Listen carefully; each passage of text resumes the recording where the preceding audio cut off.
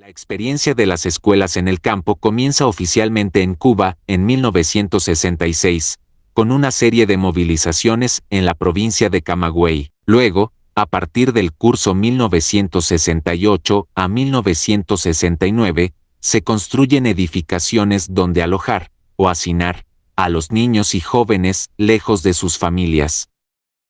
De lunes a viernes, estudiaban en la mañana y trabajaban, sin recibir remuneración a cambio, en la tarde, o viceversa. Este plan reeducativo estuvo vigente por más de 40 años en Cuba y dio origen a múltiples catástrofes, tanto socioculturales como económicas.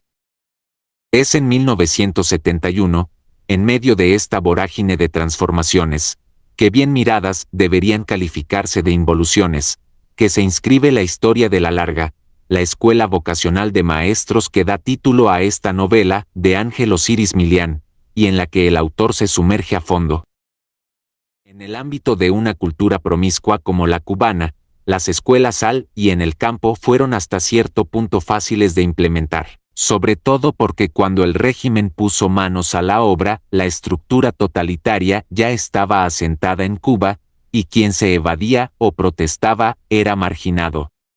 Sé que muchos de mi generación gozaron la etapa, sin duda hubo de todo, también se majaseaba entre los surcos y en las aulas vacías, bajo los platanales y en cualquier esquina, pero no podemos olvidar los abusos, las violaciones, los suicidios, el hambre feroz, las distorsiones y malformaciones, y, sobre todo, la separación de la familia en esos años claves de formación.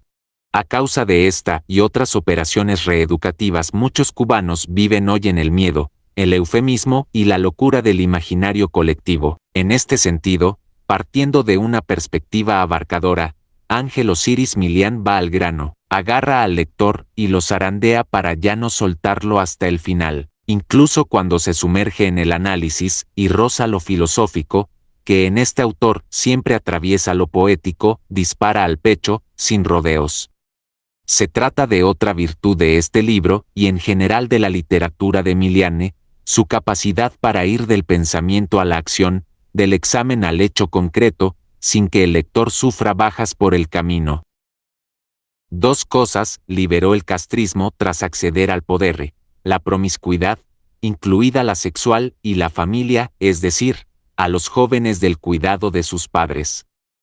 La promiscuidad sexual probablemente fue, en considerable medida, una consecuencia inevitable de la fractura familiar, lo cual el autor refleja aquí con un oficio y una agudeza encomiables. La promiscuidad ya existía y hasta proliferaba en Cuba, pero no de la manera subsidiada, institucional y cínica con que el nuevo poder la extendió y masificó. Y ambas empujan al individuo a airear su intimidad, a entregarse a la orgía colectivista del bochinche y el relajito para, finalmente, desembocar en la devastadora resaca de la delación y el chantaje emocional. La Larga es un testimonio desgarrador de ello. A partir de 1959, la retórica fundamentalista del castrismo, así como su control sobre el cuerpo social, hacen que el cuerpo físico, el individuo de carne y hueso, se refugie en sí mismo. La libertad se ejerce hacia adentro, el ultrajado se revela penetrando o dejándose penetrar por cuerpos amigos.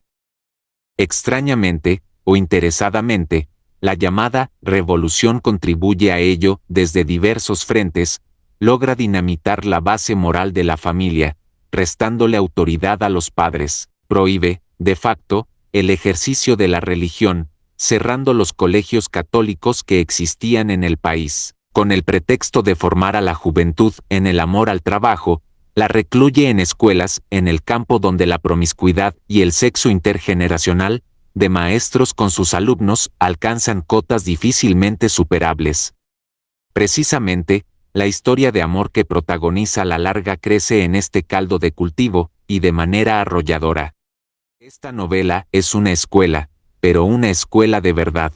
Una radiografía de La Larga que supera largamente el mero objetivo anecdótico para ofrecer al lector una exploración en profundidad, amena pero al mismo tiempo crítica, implacable, de toda una época y de su espíritu rector.